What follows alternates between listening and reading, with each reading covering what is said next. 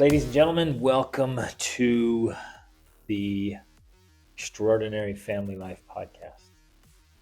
We are living a dream right now, this moment. Yesterday we went to Ronda, Spain, España. We left our house in Portugal and drove there. Drove about to 3.5 Ronda hours. with our entire family. The band is back together. Yes, it And is. it's so awesome. So our daughter, plus the friend, so we had 10 people. 10 people. Our daughter has been serving in the Dominican Republic, and so she came back, and then we loaded up, did a big surprise for her, and then we loaded up and went to Ronda. Next morning. And it was almost 10 years ago when we were living in Costa Rica, and we thought, you know what, let's move to Europe. So we started researching, like, where do you go in Europe? And of course, we spoke Spanish, and we felt comfortable with Spanish. We're like, let's go to Spain. So we start looking, where do you live in Spain? And somehow, I don't even remember how, we heard about this place called Ronda. And I remember just seeing pictures of it and hearing about it. That's where we're going to go live. It was so magical. And then ironically, all the time we spent traveling all over the world and all over Europe, we never made it to Ronda until yesterday. Because we ended up moving to Germany instead, partly because there were one-way flight or direct flights from Costa Rica to Frankfurt, Germany. And Germany was awesome. It was great. We loved it there. And we were interested in the idea of going to a place where we didn't speak the language, because that was a new challenge. And that really was part of it. Like, that was a new challenge for us. We've gotten comfortable with Spanish. We know Spanish. Of course, it would be a different kind of Spanish in Spain. But, wow, what if we went somewhere where we don't speak the language? Oh, that's a little terrifying and, exciting. And so that's what we picked, was to go somewhere. Excellent point right there that I think we'll circle back to today. We all need something, and I don't know how to articulate it. Like, it's ever present, which meaning you might have to change it up, but we all need something ever present that's a little bit terrifying. Yeah. You got to have something on the horizon, and once you achieve it, then you pick another thing. Right. That's what I'm saying. So it's perpetual. You always have something that's just a little bit terrifying. That's how you know you're pushing hard enough.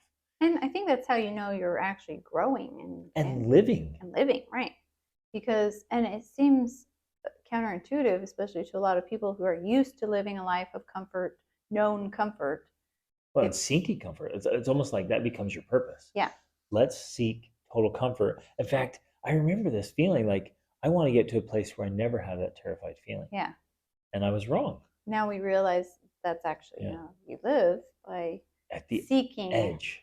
Seeking that. Yeah. Well, and you're right. It does have to be the edge. You can't push too far, because if you're in too much chaos and discomfort, then it does become overwhelming and risky. Or if you're too terrified, then you're living in fight or flight or freeze mode. Like, your basal ganglia is lit up, and you're just in survival mode. And so that's not living either. Right. So it's going back to the yin and yang that we love to use. It's that balance between both, the known and the unknown, which is the edge, essentially. That's where living happens. And so, so we decided to go to Germany instead. And you're right, we spent 2 years in Europe. We never made it to Ronda. We did go to Barcelona, but we finally made it there yesterday. And awesome. You guys, okay, some places you go and you're like, that's okay. It wasn't what I anticipated. Yesterday for me, I was walking through Ronda and like, yep, this is amazing. Yeah. In fact, I even told Rachel, I was like, I think we should still come live here for a time. Like, I could live there. It is stunning. Mm-hmm. The cliffs and the mountains and this ancient bridge and the old town and the haciendas, and what a place. We had tapas on the street with all the Christmas lights, and oh man, it was magical. Yes. And so we felt like we were living a dream. Well, and then, we still are, because we then spent the night in an Airbnb on the coast. And then this morning we got up and we drove to Tarifa. Well, we were near Tarifa, Spain. And then we got on the ferry. We took the ferry across and landed in Tangier. And now we are just outside of Tangier.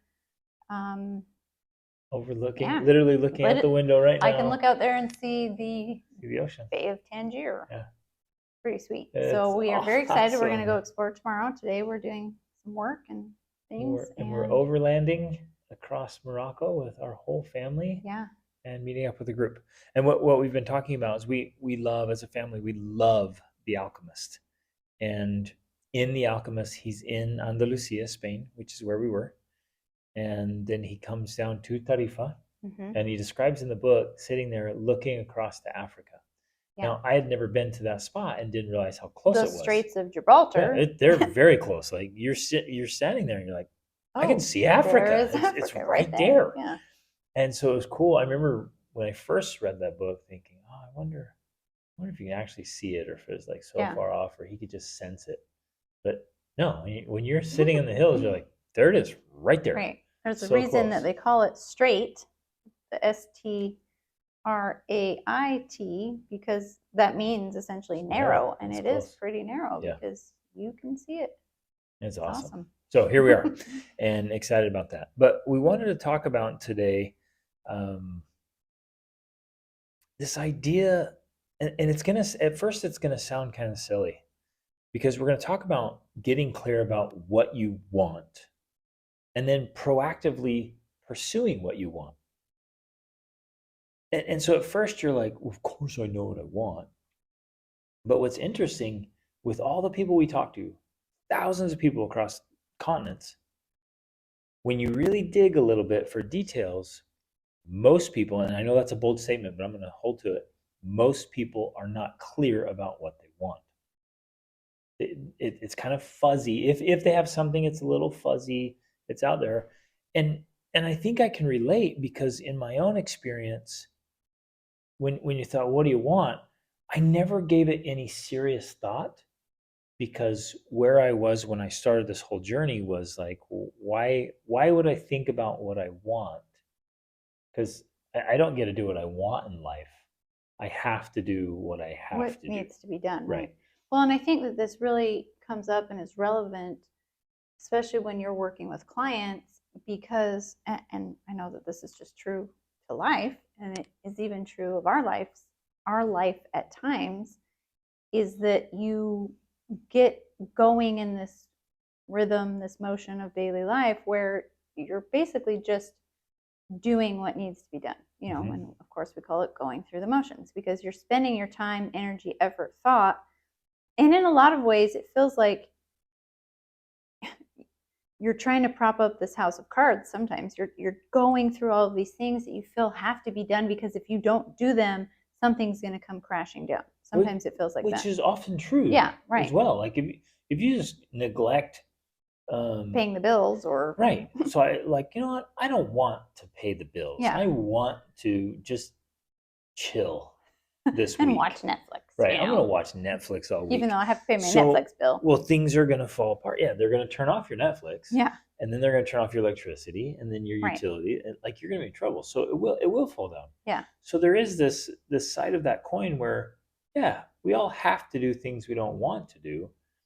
But I guess today I want to talk about, how do we align that so that we're moving, even as we're doing some things we don't necessarily want to do, we're actually moving towards what we want. But you make a great point. And we have learned through our own experience of pursuing so many dreams that we have pursued, that those things don't go away. When you start pursuing what you want, there are still lots of things you have to do that you don't want to do to get to that stage. I think one example that's happening right now is, you know, we had this vision of, we have a vision because it hasn't been accomplished yet, of getting citizenship in Europe, because we love Europe after our time here. Well, we're in Africa now, but when we're in Europe, we absolutely love it. And we want, one of our frustrations of not being European citizens, of course, is that we have to operate on the Schengen visa, which means we get 90 days there and then we have to leave for 90 days. And that includes, 28 countries. So we've always thought, wow, wouldn't it be amazing if we had residency or citizenship so we could just be in Europe as long as we want. And have unlimited access to Exactly. 28 countries. Right. You can live in, you can work in, you can travel to. So that's our vision. Well, in order to do that, the route we took is to get citizenship in Portugal. Well, trust me, there have been a lot of things we have not wanted to do to work on making that Mostly process. paperwork. Yeah, lots and lots of paperwork and, flights and embassy visits and all of these things. Like there's a lot of steps that have been involved that have not been fun or things we wanted to do, so to say. Well, and we had to spend, in order to Thousands do of all those dollars. things, many thousands of dollars where you think, I don't want to spend money on that. But we had to. Right. So I think it's a great illustration there. In order to get what we want, there's going to be a lot of things we don't want to do in order to get what we want, but we're moving in the direction of what we want, not just like I used to do and you used to do and many people do. You just acquiesce because you think, life Too isn't hard, too just many about what I steps. want. I just we have to do all these things. So I'm just going to settle for this humdrum existence of living a life I don't want to live. Mm-hmm. And there's a difference there of I'm living. So maybe the two distinctions, right? One is I'm living a life I want to live with some necessary unwanted things in it, Mm-hmm. versus I'm not living a life I want to live. I'm just existing, and all life is a bunch of unwanted things with an occasional Friday evening party that we like, right? Or maybe a once a month thing. Yeah. Well, I remember hearing that often. Like, life is hard. Life is life is you endure life. Life is mostly just a series of tasks that you don't enjoy with an doing. occasional enjoyment. I literally remember hearing people say that. Life is mostly just grind and hard and tasks. It's just a lot of unpleasantries with some occasional, bursts of goodness. Enjoy it. And I was like, what a crap message. What a serious crap message.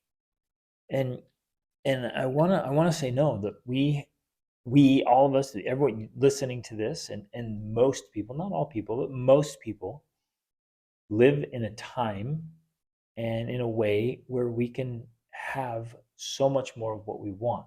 Mm-hmm. Now, I don't want to be confused or misunderstood here where I'm saying, live for yourself, be a narcissist, only do what you want, be a selfish person. That's not at all. Like, I'm not saying just do whatever you want, forget the rest of it.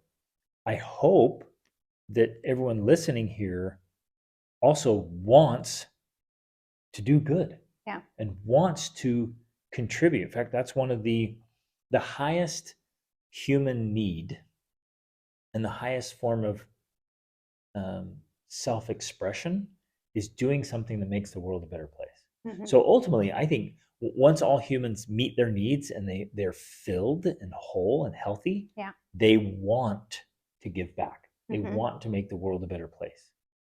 So in the wanting, the highest form of wanting is wanting to do good. Right. And I think that that's actually very interesting, because I truly believe that if you follow your wants and desires, it will naturally lead you through that pyramid of growth to the top. Yep. I mean, we're specifically referencing Maslow's hierarchy of needs. And, the very bottom is basic needs like shelter and food and clothing. Yep. And when you begin there, so really any person can do this, because even the poorest of the poor can think about, well, what do I really want? Well, I want some food. I want some clean water. I want a better living condition. You begin there and you start pursuing those things. Like, how can I make that happen? How can I improve that for my family? And we truly believe that when you do that, God and the universe conspire in your favor to make that a reality.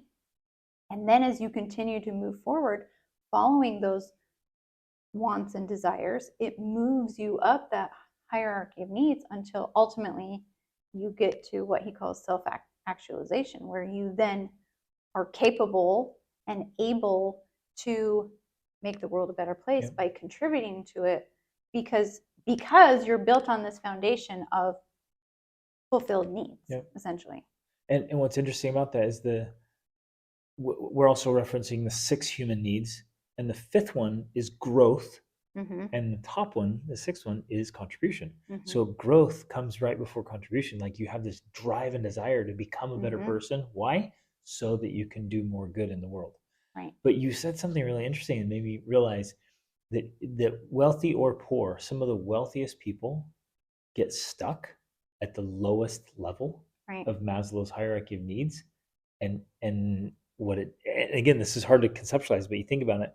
I mean, you can have all the millions and billions of dollars, but if you never move past food, clothing, and shelter, Mm-hmm.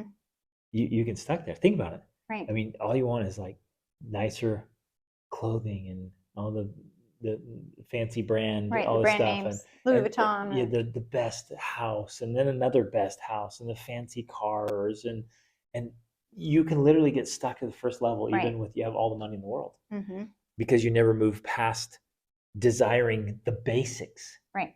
Isn't that fascinating? Well, because there's a difference between moving from I have no clothing that's adequate to I have, because when you get good quality clothing, it costs money, and it Yep. should, Yep. because it's a valuable commodity. So but then there's this point where you kind of cross this line of now you're fulfilling not a basic human need, right, of having adequate clothing, but you're fulfilling something else that's actually not fulfilling in the ultimate sense, because perhaps it's meaning vanity or pride or something else, right? Now we're moving into the 7 deadly sins or whatever.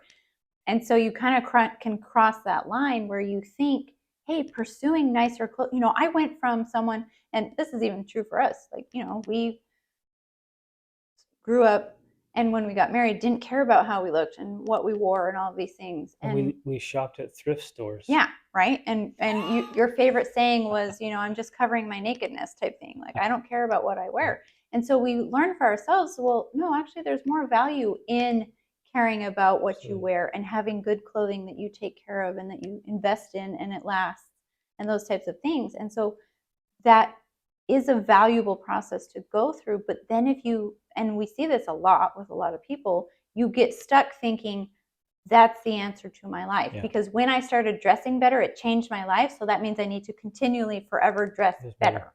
Right? And you get stuck in this loop, yeah, in the same spot, right, constantly chasing the next level of the lowest of that level. Same thing. Exactly. Yeah. When in reality, what it does is that is a principle that can be then applied to other areas of your life of like, yeah, you need to move from this lower level to a higher level, but that doesn't mean that you then have to cross that line into obsession or vanity, whatever, whatever that thing is. I'm not sure what to call it, but there is a line. There is a kind of a tipping point.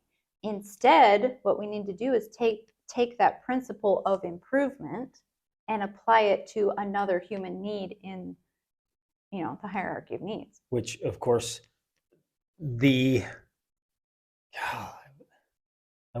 tempted to say the most important one is relationships.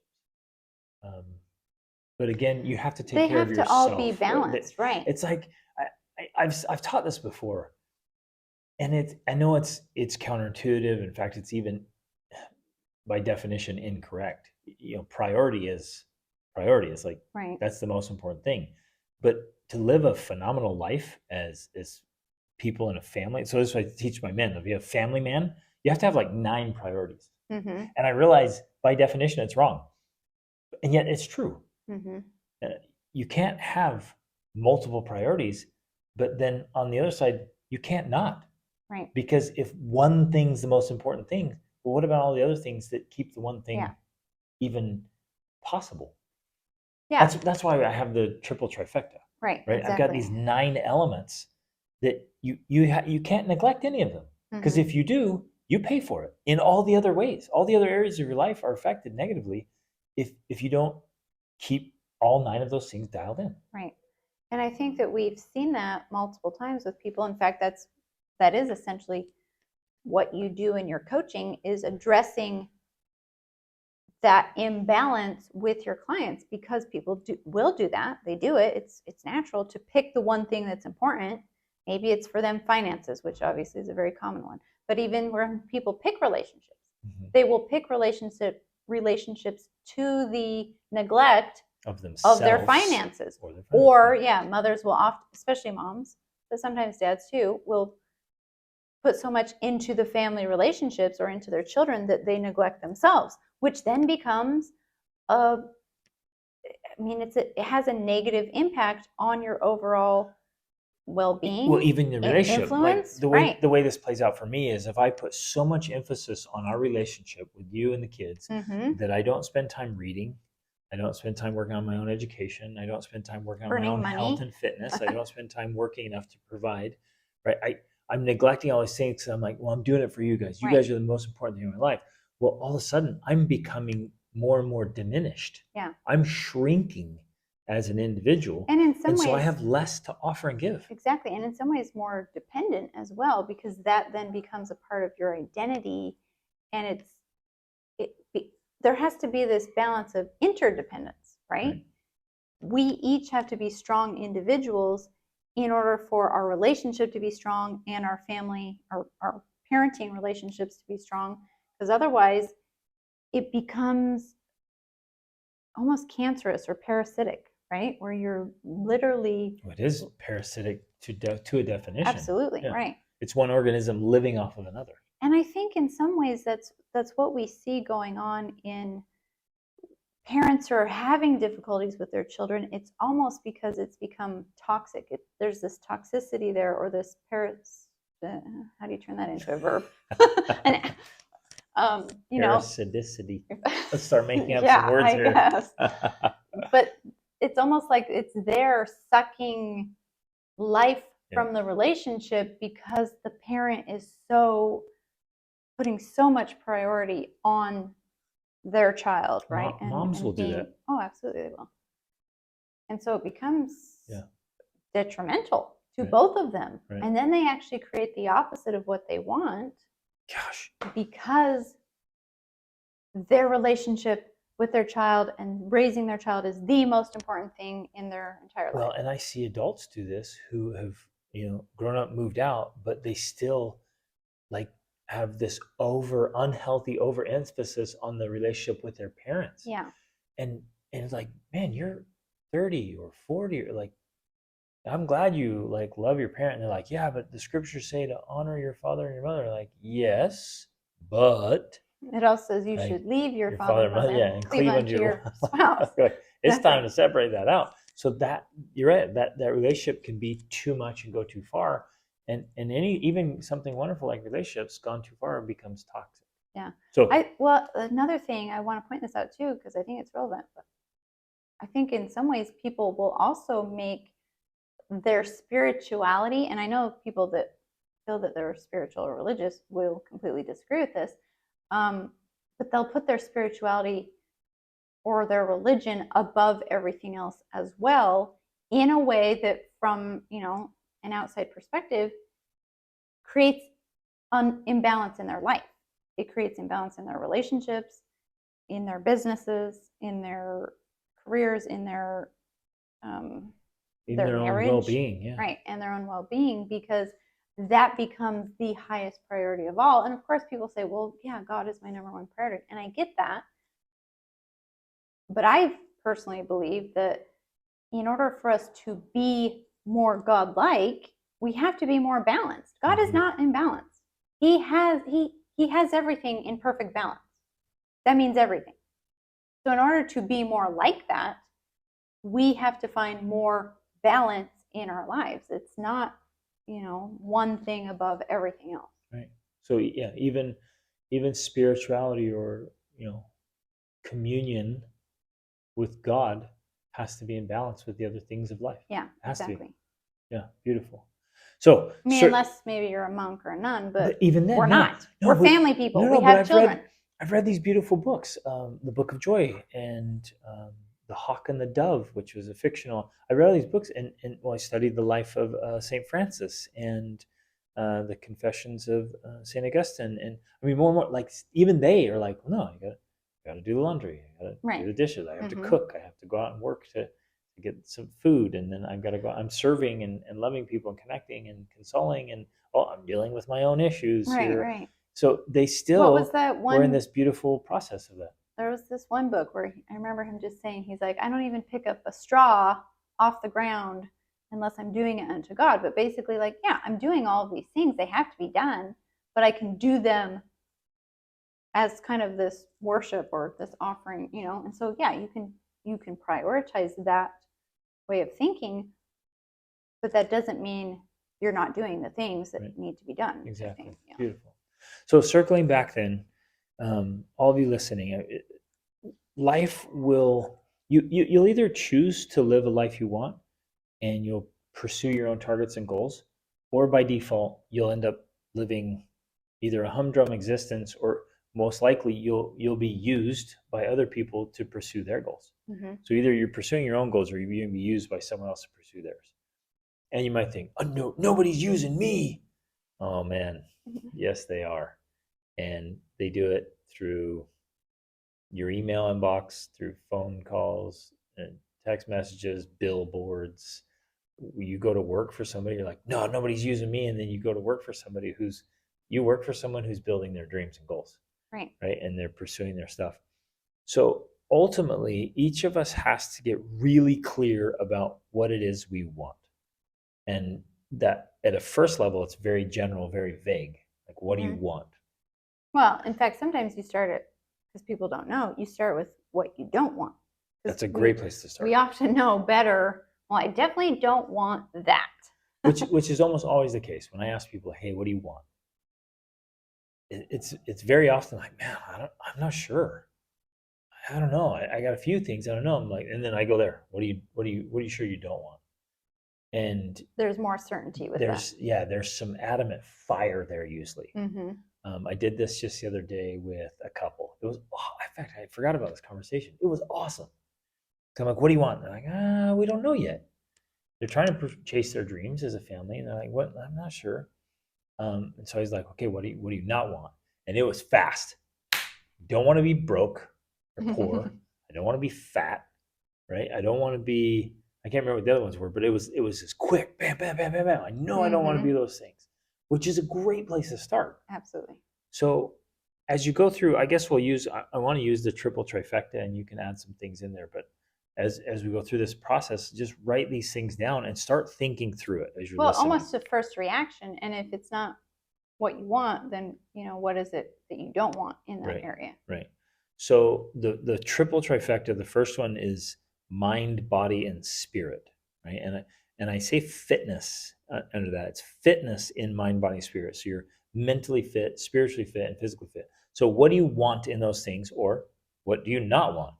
And think through it. Like, what do you want mentally? Would you think that one's probably the rarest? I don't know that a lot of people give that a lot of thought. Like, what do I want mentally? Well, because unfortunately, I think people are awakening to it now, but humanity definitely went through this period where we just felt like we didn't have a lot of control over it. Like, you either were mentally healthy or you were mentally ill, and there was nothing you could do about it except maybe take an antidepressant. Which doesn't work.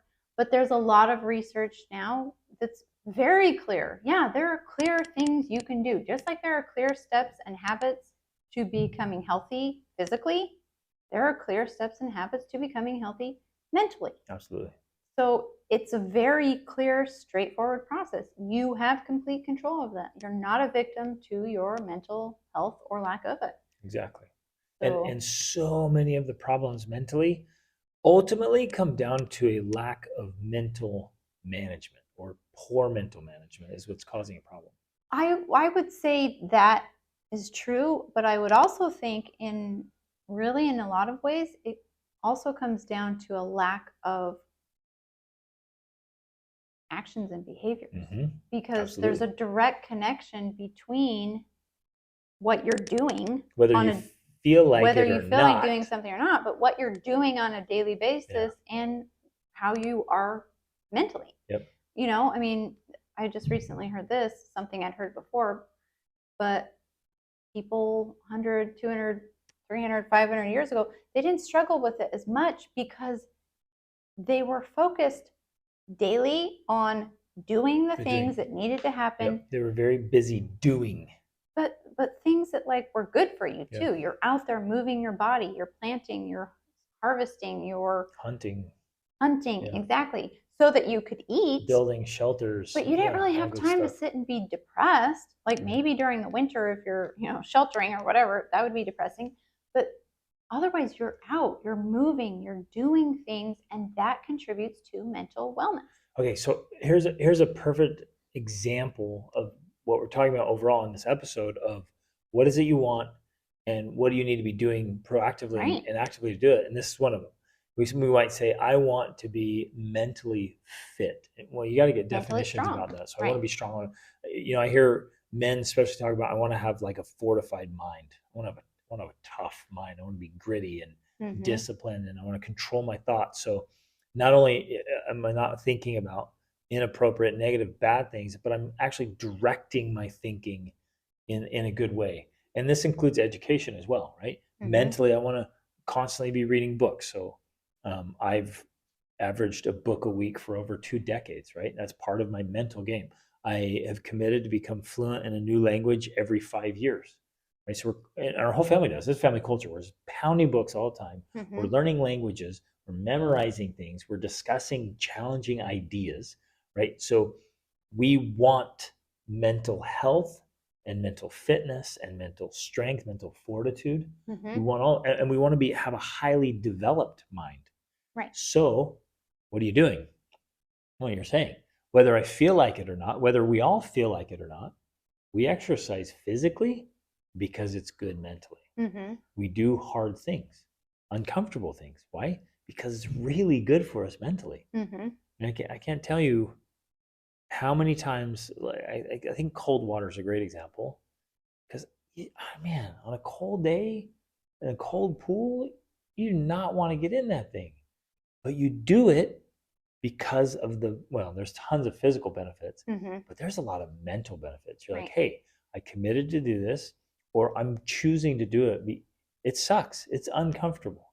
Well, I think there's specifically a lot of research directly about the positive effects on mental health of cold water therapy. Essentially, there's actually direct research about it. They found that if you spend 5 minutes, I think the water temperature was like 65 degrees. Yeah, it wasn't not even cold. Like, they said 5 minutes in there just massively increased the receptors in our heads for positive feelings and dramatically decreased the receptors for negative. Yeah.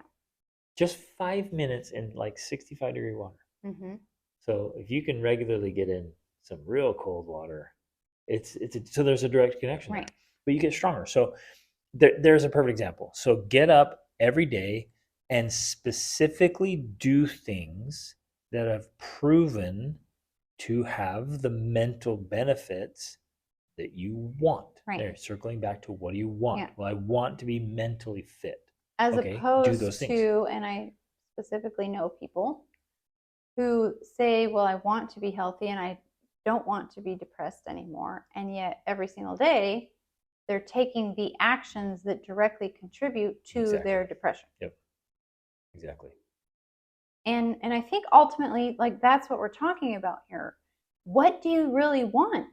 And if you really want that, then do the things that will bring that thing, whether you feel like it or not. Because especially at first, because you're like, okay, I don't want to be out of shape anymore. I'm done. I want to be fit. Well, okay, you're going to have to eat less. Well, quantity. Usually people are overeating. You're going to have to eat healthier food, and your taste buds are conditioned to what you've been eating. So you're going to have to change up your food, and you can still eat well. You can eat really well, but you're going to have to eat different, and you're going to have to exercise. And so all those things are going to be new and uncomfortable, and the body's going to be like, no. And what you're saying is, do it anyways. Do those things. And I know a lot of people are thinking, oh, it's just too hard because I've tried it and it doesn't last and this and that. And I know, I get it. People have continued to say those things to us. But we, at least for us, and what we share with our coaching clients and even in my 28-day challenge program, is it doesn't have to be a battle of the wills. And in fact, what I love to teach in my coaching program, because this is more my style, is I live by what's called the 2-minute rule, basically. Whether you feel like doing it or not, even just you saying that, I know people are like, oh, but it's so hard. But if I say, okay, do it for 2 minutes, everyone, for some reason in our brains, we think, well, okay, I can do that. I can do it for 2 minutes. Yep. for some reason, when we feel like there's an end to the suffering, we can handle it. And I think we're just wired that way. So it's this idea of figure out what you need to do to get the things you want, and then do it for at least 2 minutes every day. And then, of course, people say, well, what's 2 minutes going to do? All that's doing at first is getting you into the habit of doing that. It's helping you to overcome the inertia that's been preventing you all this time from doing it, because you think, oh, I need to exercise, but I don't want to. Well, do it for 2 minutes. That's it. You start with doing it for 2 minutes. And if you do that every day for a week or 10 days or 2 weeks, pretty soon you're going to be like, oh, actually, yeah. Now I'll do it for 5 minutes or 10 or 15 or, Yeah, because once you get going, you feel better about it. Right. It's Newton's laws. Once you get going, an object in motion stays in motion. So it's it's overcoming that inertia that's the hardest part. Exactly. You said that we're wired for it, and you're exactly right. A couple of years ago, I did a ton of research on this, and the hard wiring in the human psyche is to seek pleasure and avoid pain. So whatever it is we associate with pain, the brain is just going to subconsciously avoid it and seek pleasure, whatever we associate as pleasure. What's really cool is we can alter the associations. Right. But if they just are default and just kind of doing their thing, then we're going to avoid it. So you're right. We are hardwired to do that. So we have to rewire it. Well, I think I want to point out for a minute that I think that's normal, because if you think about where we came from as a species, avoiding pain and seeking pleasure kept us alive. Because if you didn't avoid pain, you'd end up dying, or ultimately dying.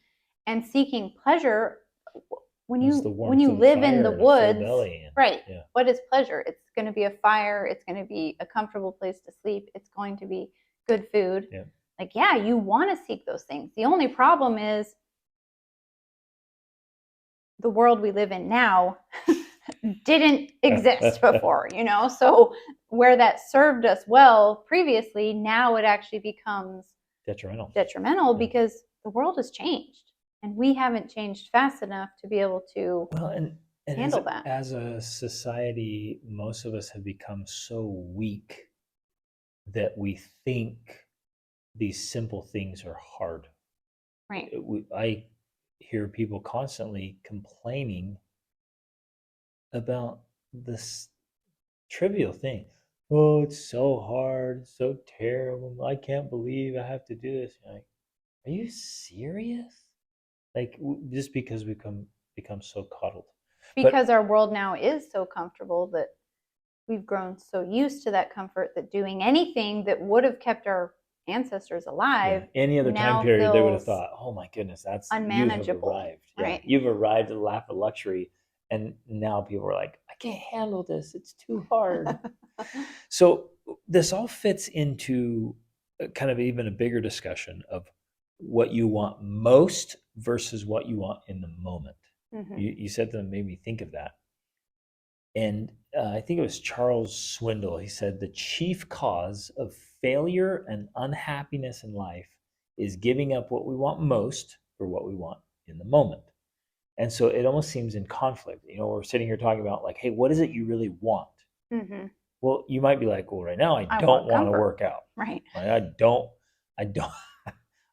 want to eat. I don't know why somebody would not want to eat healthy. That one I don't get. But that's because you've been eating healthy for so long. I guess I'm like, you've conditioned your taste buds eat that garbage.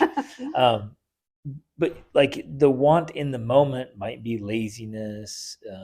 It might even be being rude. Oh, somebody made me upset. I want to say something mean to get back at them, revenge or whatever. Just being petty. You might want to hold on to a grudge. You might want to just waste money on something.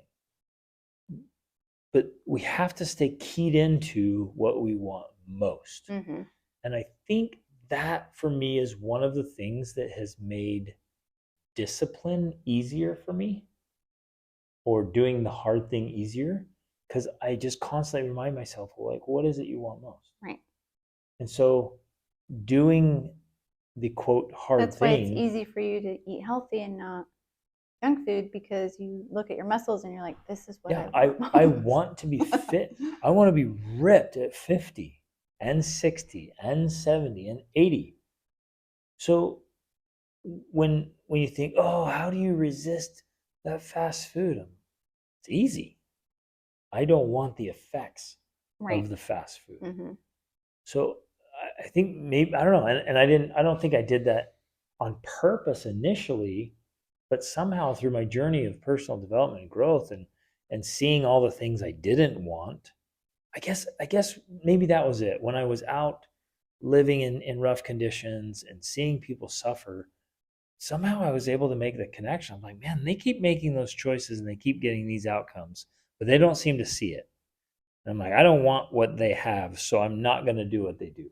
Right. And that's where I was able to get kind of some superpower strength of like, well, no, I'm going to circle back to what I want most. Mm-hmm.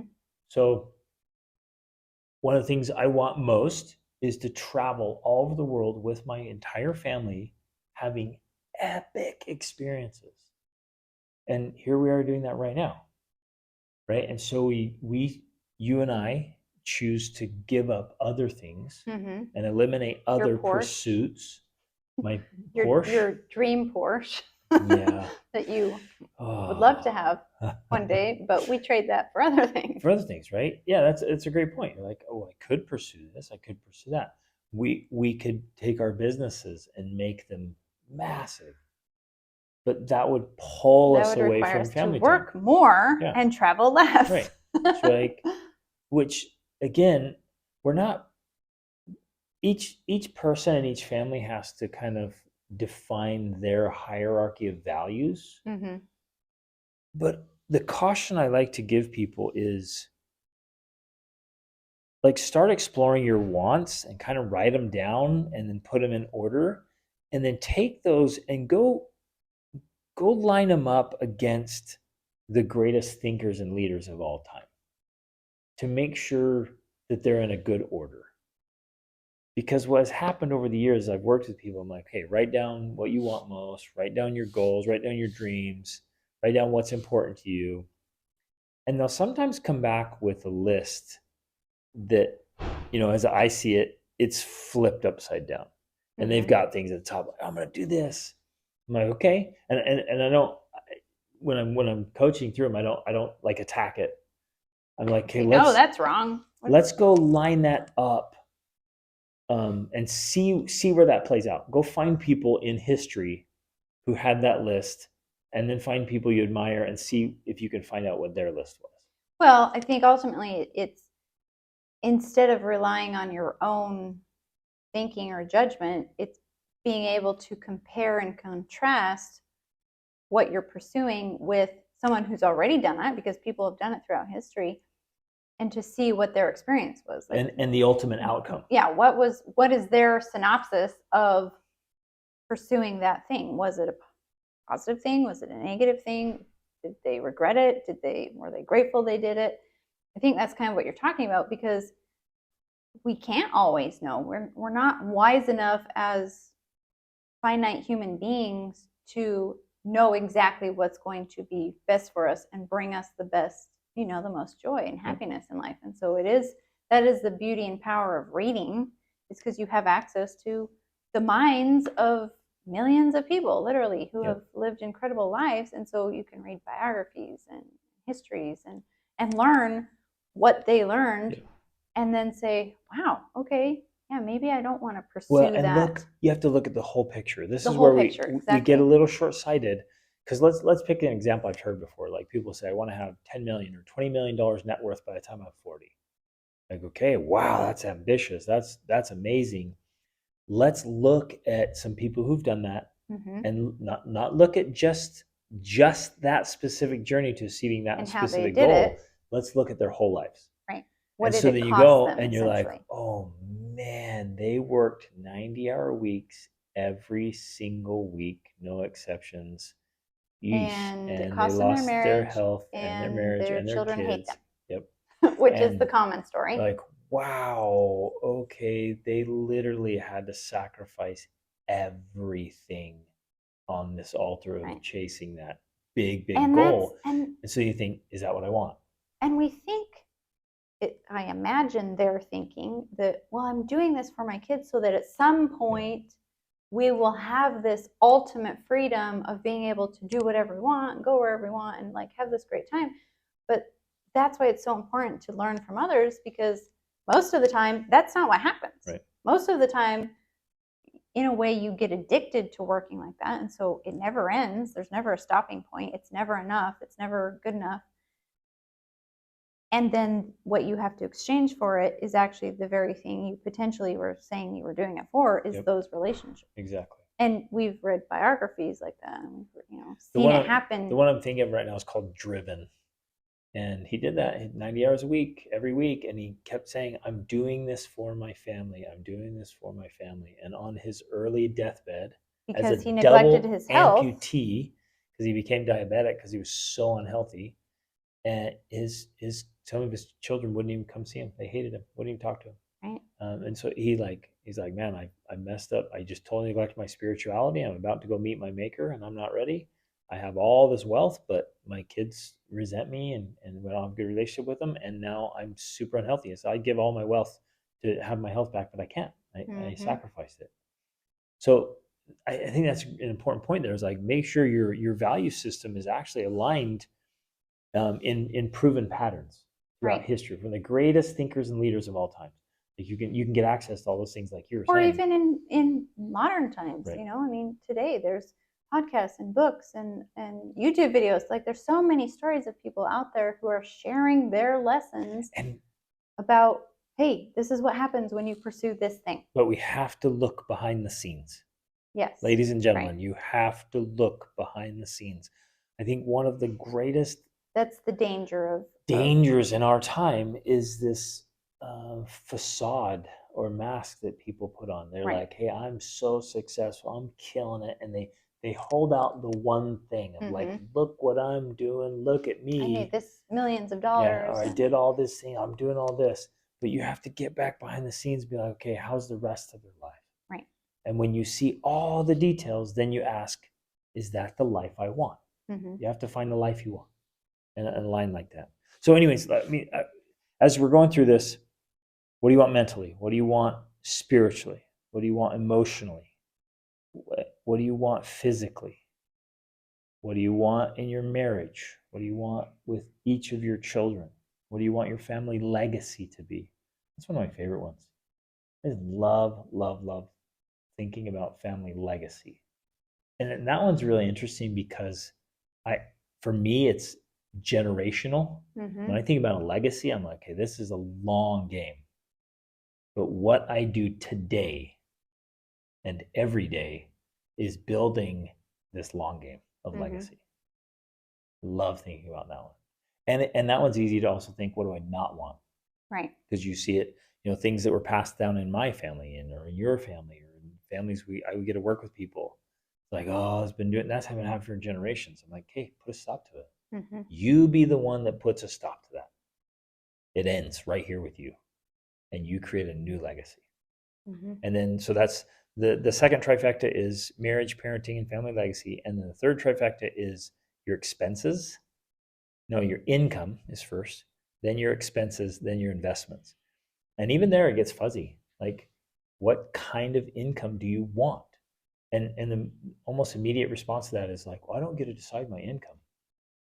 Yes, you do. I know right now your current employer or your current, state business might be, quote, determining your current income, but that's the only thing stopping you is you. Right. So decide what kind of income you want and what you're willing to trade for it. And expenses too. People think, well, I got to spend what I got to spend. Well, no, get clear about how you're going to spend your money. Well, because that's a determining factor of who you are. Back to the income thing for a minute. I'm currently rereading The Alchemist because we're preparing for the trip that we're leading, where we're going out into the Sahara Desert. And I'm at the part where he's from Spain. He crosses over to Tangier. The very first thing, he was a shepherd. He sold all of his sheep. The very first thing that happens when he gets to Tangier is he trusts this guy who thinks he's a friend, who ends up taking all of his money, everything. So everything, all the work of his life.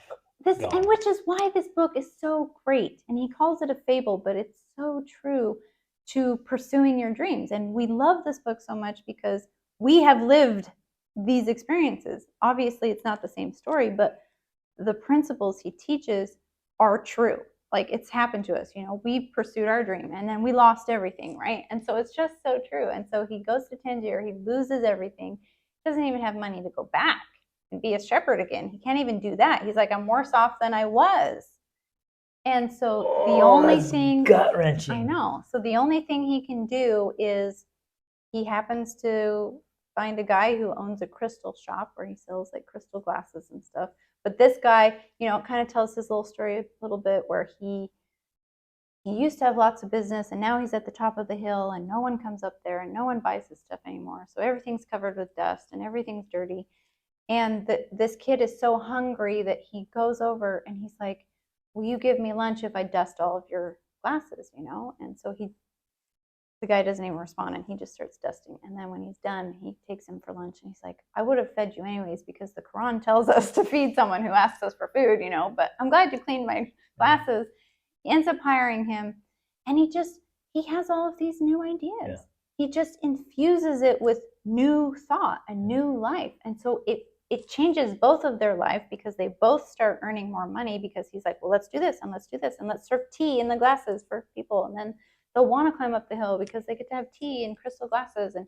And so it just proves. And then I love how he also, the author, they'll have these conversations which you know are so accurate. Even though in real life we don't say these things, we know we're thinking and feeling them because the kid will have a new idea and then the shop owner will say, well, if you do that, it means this, and I'm going to have to expand, and I'm going to have to get more help, and and I don't know that I want to do that because I'm comfortable with my life as it is. Exactly. As he complains about it. Exactly. As he complains about it. And so I think it's so true that sometimes we don't want to do the things that would make us more money because we're going to have to, you know, he always says, I'm comfortable. I don't want to change. I'm afraid of it.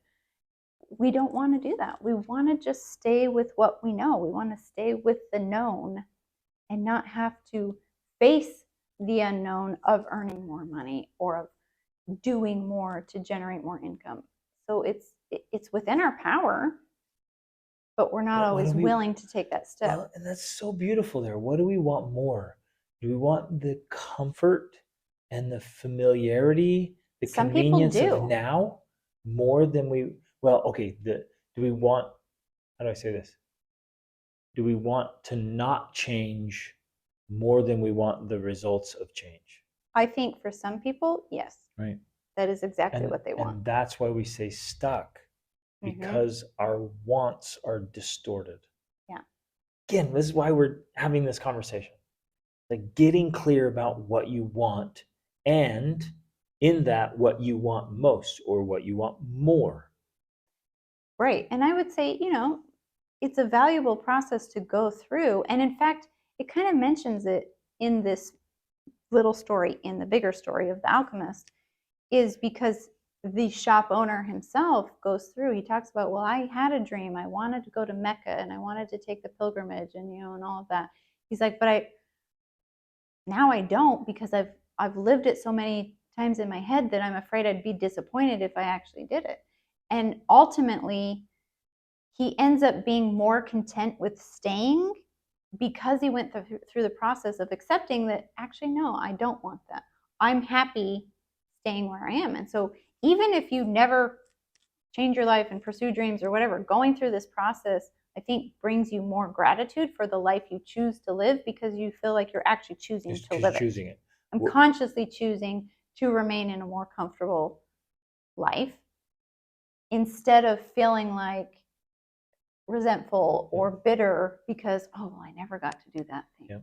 When really you come to terms with, no, I chose this. I chose to stay in the comfort because it was actually what I actually wanted most. The big warning there, though, is do not settle. Right. Do not acquiesce. Don't try to convince yourself that, oh, I didn't really want that. Because that's the fox and the grapes, right? He tries to get the grapes, and it's pathetic little efforts to get it. And then he's like, well, I didn't even want them anyways because they're probably sour. Right. And he walks off like, bogus. Like, you didn't put in the work to get what you wanted, which you wanted the grapes. But so then you try to tell yourself, well, I didn't actually want it. Right. Like, no. So don't settle, don't acquiesce, don't hollow out your own little pit of mediocrity and think, no, this is what I want. Because too often we're letting our fears and our insecurities and our doubts, we're letting social conditioning, the opinions of others, try to persuade us that that's what we really want. Or we look how much effort it's going to require and think, yeah, I didn't want that anyway. Right. No, what I really wanted was this. You're like, you're full of crap. You're accepting something really small and, saying that that's what you want. And that's just not the case. Right. So there's into definitely your soul and find out what you want. There's definitely a fine line between realizing, oh, this is actually what I really wanted, which is why I pursued that, versus I was always just acquiescing. Because I truly believe there are people out there who, sure, might love to travel, but what they want more than that is to have a farm or something. Like that's truly their passion and dream. And so as much as they want, we talk about, we'd love to have a farm, but really what we want more is to travel. And so that's why we travel. And that's the point, right? Like I have for years, I've quote, wanted to learn how to play a musical instrument. But whenever I have a moment of time, I pick up a book. Right. Or I go do something else. So at the end of the day, what is it I truly want? Well, I want to learn languages because I do that. I want to read books because I do that. I don't really want the music as much because I don't do it as much as I do the other things. So it's determining what it is you want, putting it in a list, your hierarchy of wants, and then here come our carols. So it's determining the list of your wants, putting them in a hierarchy of desire. Like, what do you want most? Well, yes, because to interrupt really quick, we've already talked before about that, even though it seems crazy, you actually do have to have multiple priorities, but you can't work on all of those priorities at the same time, especially throughout the day. And so you might be switching daily or weekly your focus, but with the effort of trying to develop, we've done before, the wheel of life. Each of those things is a wheel in your life, and some of them are going to be flat and others are going to be pumped up full of air. So you have to focus on the flat ones to help get that wheel going and moving so you can make more progress in your life. So in a way you are working on all of them simultaneously, but maybe not necessarily all at the exact same time. Right. Not all on the same day. Right. Or all in the same week. Maybe in a week, maybe you could do something in all the things you want. Right. But again, the whole goal here, this is so important. I have to emphasize this so much because we see it every day.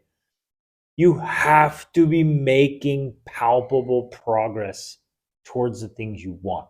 And what I'm reminded of is something that we teach in the Extraordinary Life Planner we have, is that everyone has a to-do list, but if your to-do list is just arbitrary, it's just, whatever people around you, your boss, your friends, your neighbors, your church say you have to do, that becomes your to-do list. And so you're not actually pursuing the things you want, you're pursuing what they want you to do. But when you get this alignment, when you decide, this is what I want in these 9 areas of life or whatever, then you can make a to-do list that's actually helping you to make progress towards achieving those things. Exactly. There's a huge difference. And yet in some ways there's not. You're still doing a to-do list every day. But one's moving towards a target and one's just moving. Right. And in a lot of ways, even though we're living our dream life, we still are operating off a to-do list, just like you are, listener, right? We, even traveling in Morocco and Tangier, we have a to-do list. That's why we're sitting here right now doing a podcast, even though we just arrived in Morocco today. And that's such a great point. Like we have a to-do list and we have family busyness, and We have so many similarities to other listeners. But in so many instances, we have completely different outcomes. Right, exactly. And we're moving towards our dreams where others are just moving around in their own little existence that they don't want to stay in. Right. And what's interesting, you reminded me, I had a couple tell me just last week, they said, we've been doing and done all these things that we were told to do. Right. Teachers, mentors, parents, society, whatever. It's like, do these things. And like, we did all those things. And they're not necessarily bad things. But ultimately the question is... And they were successful at those things. Right, very successful. But the question is like, right now, are you moving obviously, deliberately? Like if your life were a silent film, you're like, oh yeah, it's clear. They are moving towards the things they want. And that's what we have to determine. Which in some ways, though, I don't know if that analogy is completely accurate because, like we mentioned a second ago, in some ways it may not look that different. You may be making phone calls, like we were last week trying to get insurance for driving in Morocco. You're doing the same things. And so if it was a silent movie, you might think, oh, they're doing the same things. But the outcomes are very different. And so sometimes it's not even that so much as it is having that vision of what is this action that seems similarly, it seems similar to any other action people are doing. Where is it taking me? Right, exactly. Where's the outcome? Which kind of the theme of the Alchemist, right? Like, are you working on that vision and moving toward that vision you have, doing actions that other people are doing too, but they produce different outcomes because you have a different vision. Beautiful. Yeah. So what do you want? And are your actions and your habits and your in to-do alignment? List? Yeah. Are they in alignment with what you want? And can you feel it? Can you sense it? Can others around you sense the forward progress towards what you want? Or does it feel like you're really busy? You're going, I love to say it this way, you're going and going without going anywhere. You feel stuck. So my perception of this is you have to spend a lot of time thinking and writing. Like draw this out to the surface and just keep hashing through it, and then talk through it with your spouse, talk about it as a family. If you get a coach, get a mentor, like talk through this stuff till you feel like you have massive clarity about what you want in all those areas. And then do the hard work of disciplining your to-do list. I like that. You discipline your to-do list to make sure, yep, it is aligned with what I want most. Right. And in a lot of ways, we have done that work for a lot of people. That's what my 28-day challenge is about, because people are like, well, what are the things? What are the habits? And I outline them all in the 28-day challenge for mom. And you do a similar thing. And the epic life planner you just talked about, that thing is dialed in exactly on this. And then, I do the same thing with my masterclass with the men. In fact, even in my app, there's a free course in the Be the Man app. That's essentially walking through this thing. Like, these are the things you need to be putting on your to-do list if you want to be getting different outcomes. And so it's educating our desires and our wants so that they match up with what makes our soul sing. Right? It's like, it's all those quotes we have just shared for years, like that Thoreau said, most men lead lives of quiet desperation and go to their grave with their song still in them. They never sang the song. Or Tagore said, I spent my life stringing and unstringing my instrument without ever playing my song. That's that empty to-do list. And we're saying, string the instrument. String the instrument. It has to happen. But then play the song. Exactly. Man. Play your song. That's what we're doing. Like, and we can say that right now, we're doing that because we are taking this journey, which is, again, another journey of one of many that we've taken. This time last year, we were sitting in Norway on another trip that we had planned.